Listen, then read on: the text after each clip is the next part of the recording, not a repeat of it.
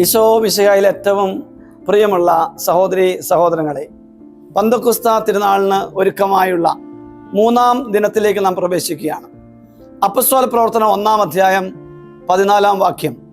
ഇവർ ഏക മനസ്സോടെ ഈശോയുടെ അമ്മയായ മറിയത്തോടും മറ്റ് സ്ത്രീകളോടും അവൻ്റെ സഹോദരന്മാരോടുമൊപ്പം പ്രാർത്ഥനയിൽ മുഴുകിയിരുന്നു.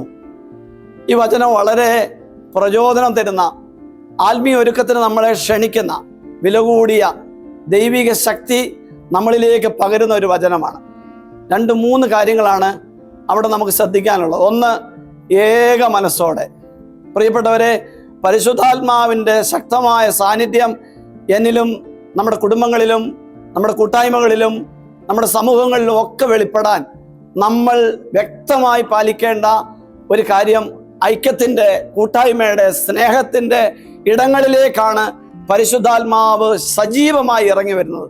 2-ാമത്തെ കാര്യം, പരിശുദ്ധ അമ്മയോടൊപ്പം ദൈവമാതാവായ നമ്മുടെ അമ്മയായ പരിശുദ്ധ കന്യകാമറിയം, അവളുടെ ജീവിതത്തിൻ്റെ ആരംഭം മുതൽ ആത്മാവിൻ്റെ അഭിഷേകമുള്ള, പ്രത്യേകമായി കർത്താവായ മിശിഹായെ സ്വീകരിക്കാനുള്ള വലിയ നിയോഗം കിട്ടിയതോടെ പരിശുദ്ധാത്മാവ് നിന്റെ മേൽ വരും, അത്യുന്നത ശക്തി നിന്റെ മേൽ ആവസിക്കുമെന്നുള്ള വലിയ മഹത്വം സ്വീകരിച്ച അന്നു മുതൽ ആത്മാഭിഷേകത്തിൻ്റെ വലിയ കൃപ ഒരിക്കൽ പോലും പറ്റിപ്പോകാതെ കാത്തു സൂക്ഷിച്ച പരിശുദ്ധ അമ്മ ഇന്ന് നമ്മളുടെ ആത്മാവിലേക്ക് പരിശുദ്ധാത്മാവിനെ വിളമ്പുവാൻ, ശക്തമായ ദൈവിക സാന്നിധ്യമായി നമ്മുടെ കൂടെ ഉണ്ടാകാൻ ദൈവം അനുവദിക്കുന്ന ആളാണ്. അതുകൊണ്ട് പരിശുദ്ധ അമ്മയോടുള്ള മാധ്യസ്ഥവും സഹായവും പ്രത്യേക വിധം വലിയൊരു പരിശുദ്ധാത്മ അഭിഷേകത്തിന് കാത്തിരിക്കുന്ന സഭയ്ക്ക് അനിവാര്യമാണെന്ന് ഈശോ ആഗ്രഹിക്കുന്നു. അതുകൊണ്ട് ഈ ദിവസങ്ങളിൽ കൂടുതൽ ജപമാലകൾ ചൊല്ലി പ്രാർത്ഥിച്ച് പന്തക്കുസ്തായുടെ വലിയൊരു അഭിഷേകത്തിന് വേണ്ടി ഒരുങ്ങുന്നത് നമുക്ക് കൂടുതൽ അനുഗ്രഹപ്രദമായിരിക്കും. വീണ്ടും 3-ാമത്, പ്രിയപ്പെട്ടവരെ, ഈ വചനം നമ്മളെ ഓർമ്മിപ്പിക്കുകയാണ്, പ്രാർത്ഥനയിൽ അവർ മുഴുകിയിരുന്നു.